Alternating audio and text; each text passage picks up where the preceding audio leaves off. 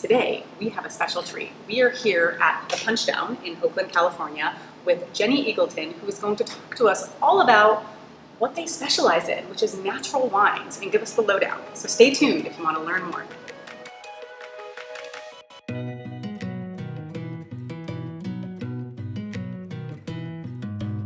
Jenny, hi. Thank you for having us here at one of my all-time favorite wine shops, the Punchdown in Oakland.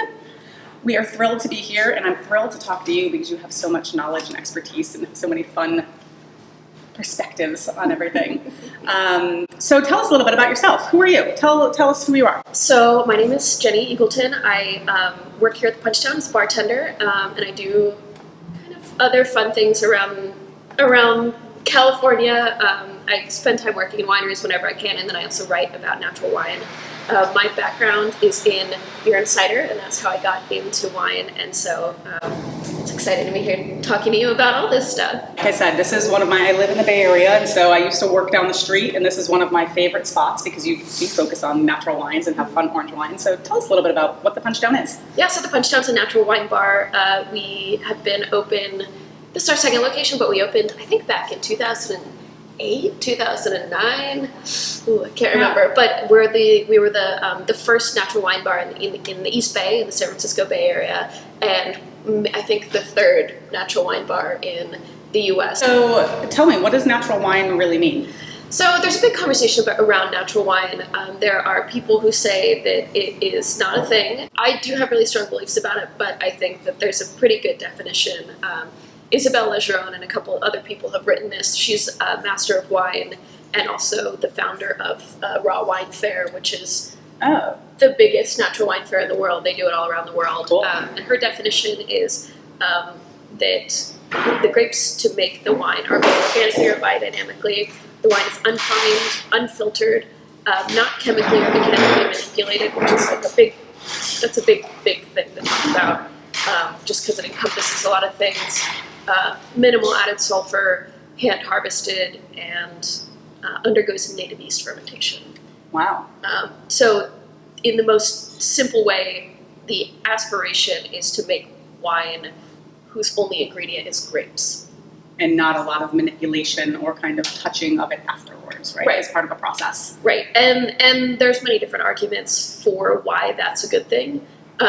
Some people say it expresses terroir better. Some people say it's healthier.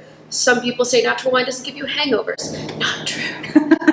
Ethanol is still poison, alas. So don't go glugging that natural wine thinking you're safe. Yeah. And so if natural wine, because that sounds great, right? And I bet to most people buying wine, they're like, great, I love that in my wine. Why aren't all people doing this with wine? Agriculture is complicated. Every climate is different. Every climate, every vineyard is faced with different stresses and struggles, and each place has its own complicated agricultural history. So converting to organic agriculture can be really, really difficult and be really, really expensive. Right. But ultimately, doing good quality agriculture is better for us as consumers because we're not drinking poison. Right. It's better for the people who are working in the vineyards because they're not breathing poison, and it's good. It's good, and it's better for the soil and it's better for the earth. Right.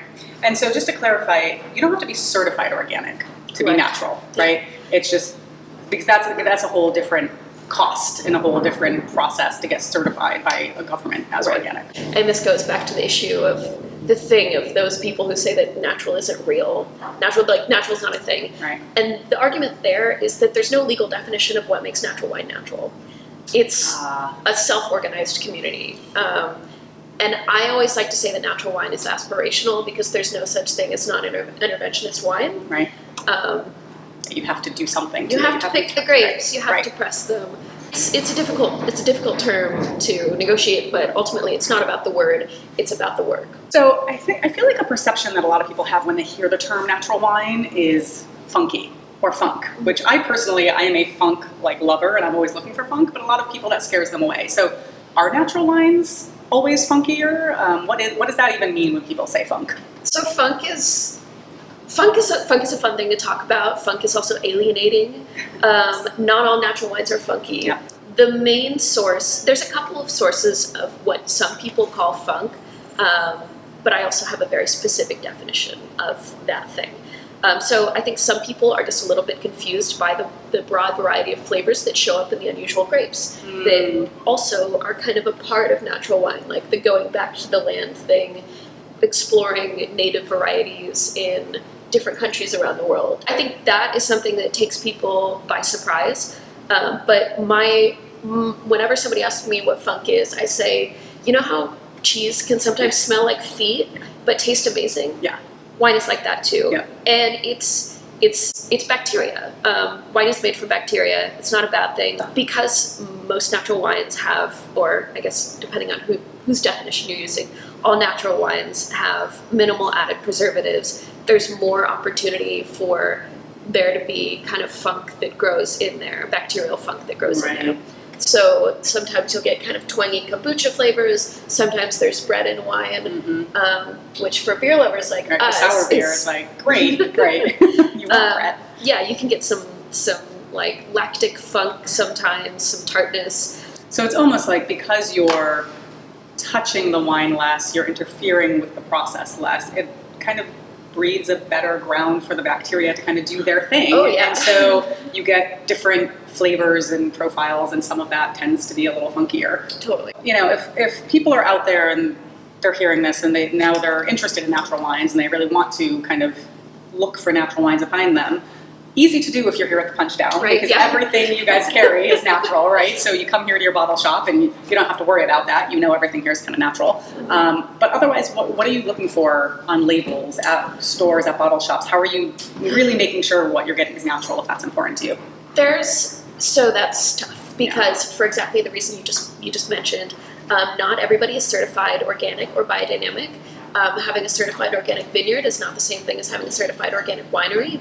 Having a certified organic winery doesn't mean you're making natural wine also. Right.